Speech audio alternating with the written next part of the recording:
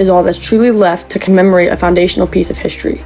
A sign on the side of the road with 79 words trying to summarize 28 years of history in one paragraph. Paved over by a strip mall, a neighborhood, and an elementary school named after the same pilot that Airfield was named after, and the only thing to show for it is a logo and a blurb at the bottom of their website. Well, no longer. This is the highs and lows, the wins and losses, the history of Logan Airfield. Now picture this. It's 1920. The Roaring Twenties are just getting started. Woodrow Wilson is president. World War I ended 2 years before. Prohibition is in full swing. Women can finally vote. The country is alive with change, from racial unrest to labor strikes. But one industry is flying higher than all the rest: aviation. Records were constantly being set and smashed in a matter of weeks. Airfields, like the Dundalk Flying Field, were needing to be built, and daredevil pilots were taking to the skies to entertain the masses.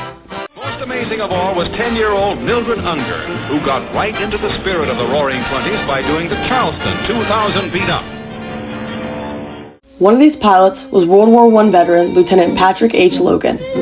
While many details of his life have been lost to history, including photographs, his name still lingers in the Baltimore area, where July 5, 1920, Logan took to the skies at the inaugural air show of the brand new Dundalk Flying Field. Famous for his aerobatics, especially flying upside down for long stretches, he was exactly the kind of pilot crowds came to see. But during a tailspin in his Newport 28, nicknamed the Red Devil, disaster struck, and the plane malfunctioned, and from 2,000 feet up, Logan plummeted to the ground. He was rushed to Johns Hopkins Hospital, but died later that day from his injuries. Just days later, the Dundalk Flying Field was renamed Logan Field in his honor. Today, his name survives in an elementary school, a shopping center, and a few roadside markers, quiet reminders of a man whose legacy once soared over Baltimore. The airfield turned Dundalk from a bayside town to a place where aviators and aviation fanatics alike to flock to. Logan Field began hosting regular air meets, reeling in all sorts of daring and famous pilots who wanted to push the boundaries of what we thought possible. But more than that, Logan Field was the first commercial airport in the state of Maryland. Eastern Air Transport began to frequently fly out of Logan Field starting in 1930. The American Flying Club of Baltimore was one of the early organizations to use the airfield. Many members of the club were also Army Air Corps Reserve officers, and in 1921 they proposed forming a military air unit for the state of Maryland. From this came the Maryland National Guard's first flying unit, the 104th Observation Squadron. The airfield really began to take shape as hangars were constructed. The 3 runways were paved with cinder and turf, and a small clapboard passenger terminal were added to Logan Field. At this point, it was seen as one of the greatest airfields on the East Coast. By the time the 30s rolled around, Logan Field was at its prime. It was hosting regular flights up and down the East Coast, spanning New York to Florida. This level of innovation attracted the attention of aviation pioneers. Charles Lindbergh, the first person to complete a non-stop solo transatlantic flight across the Atlantic Ocean, visited Logan Field in 1933. He praised the field and even reportedly had an engine fire on a runway as he was taking off from Dundalk to New York City with his wife, Anne Morrow Lindbergh. Flying their Lockheed Sirius, the couple sure made a lasting impact on the reputation of Logan Field. Lindy wasn't the only trailblazing pilot to grace Logan Field. Before his appearance in Dundalk, Amelia Earhart, the first woman to fly solo across the Atlantic, and later known for her mysterious 1937 disappearance, landed at Logan Field on April 20th, 1933. But Amelia didn't come alone. After attending a dinner at the White House, Amelia, her husband George Putnam, and her close friend, First Lady Eleanor Roosevelt, took a spontaneous nighttime joyride to Baltimore. They boarded an Eastern Air Transport twin-engine Curtiss Condor as passengers, though it's said that the pilot let both Amelia and the First Lady take turns at the controls. After landing at Logan Field, they posed for a few photographs and then returned to Washington that same night. But all good things must come to an end. With the Great Depression crippling the American people, commercial air travel wasn't exactly the first thing people did with a paycheck. Aviation suffered losses too, with the Hindenburg disaster and the mysterious loss of Earhart in 1937, to Charles Lindbergh himself being accused of Nazism.